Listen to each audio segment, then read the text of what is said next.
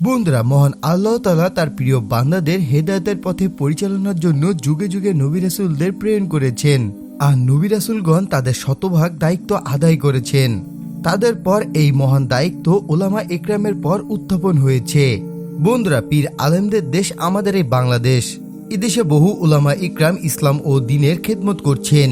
তাদের মধ্যে থেকে বর্তমান সময় সেরা 5 জন আলেমদের জন্ম তারিখ, জন্মস্থান সহ অন্যান্য সকল তথ্য জানবো আমাদের আজকের এই ভিডিওতে। তো বন্ধুরা, দেরি না করে চলুন বন্ধুরা ভিডিওটি শুরু করা যাক।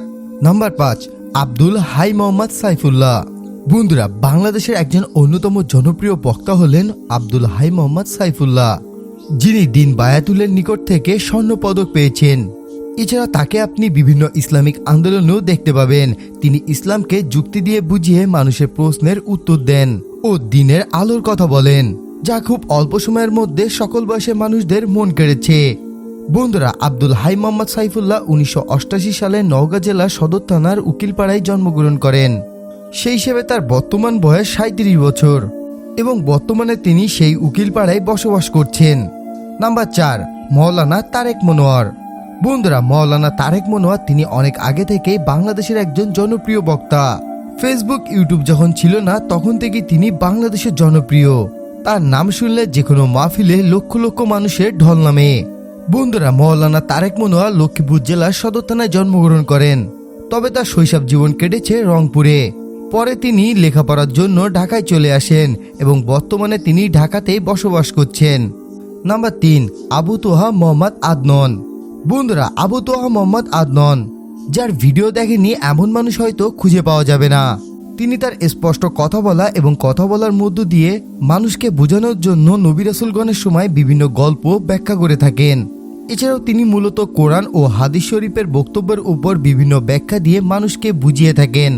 বন্ধুরা, আবু তোহা আদনান জন্মগ্রহণ করেছিলেন রাজশাহী জেলাতে, তবে ছোটবেলা থেকে তিনি রংপুরে বড় হয়েছেন। তিনি রংপুর শহরে সেন্ট্রাল রোড আল হাদিস মসজিদে এলাকায় বসবাস করেন। নাম্বার 2, শেখ আহমদুল্লাহ। বন্ধুরা, শেখ আহমদুল্লাহ তিনি একজন জনপ্রিয় ইসলামিক স্কলার ও বক্তা, যার আলোচনা শুনলে যে কারোর মন কেড়ে নিবে। তিনি বর্তমানে আল সুন্নাহ ফাউন্ডেশন বাংলাদেশের চেয়ারম্যানের দায়িত্ব পালন করছেন। সেই সাথে তিনি একজন সামাজিক কর্মীও। দেশের বিভিন্ন দুর্যোগ অবস্থায় আপনার তার অবদান চোখে পড়বেই। বন্ধুরা, শেখ আহমদুল্লাহ 1981 সালে লক্ষ্মীপুর জেলার সদর থানার বাকশিকপুর গ্রামে জন্মগ্রহণ করেন, তবে তিনি এখন বিভিন্ন ইসলামিক দাওয়াতি কার্যক্রমের জন্য ঢাকাতে বসবাস করছেন। আর বন্ধুরা, আবু তোহা আদনান ও শেখ আহমদুল্লাহ এই দুজনের একটি বিশেষ বিশেষত্ব হলো তাদের অনেক ভক্ত রয়েছে যারা বেধর্মী বা অন্যান্য ধর্মের অনুসারী, যা সত্যি এক অবাক করা ব্যাপার।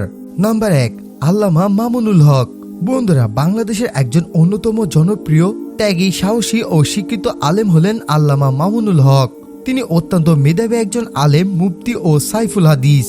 বন্ধুরা, আল্লামা মামুনুল হক 1973 সালে ঢাকার আজিমপুরে জন্মগ্রহণ করেন। তার পিতার নাম ছিল আজিজুল হক, যিনি বাংলাদেশের ইসলামিক পণ্ডিত এবং সাইফুল হাদিসের প্রথম অনুবাদকারী।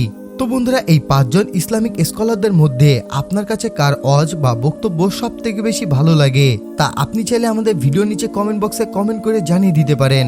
আর এই ভিডিও যদি দ্বিতীয় পার্ট দেখতে চান তাহলে সেটিও আমাদের কমেন্ট করে জানিয়ে দিতে পারেন। ভিডিওটি ভালো লেগে থাকলে চ্যানেলটিকে সাবস্ক্রাইব করে পাশে থাকা বেল আইকনটি প্রেস করে আমাদের সাথে থাকুন। ভিডিওটি শেষ পর্যন্ত দেখার জন্য আপনাকে অসংখ্য ধন্যবাদ।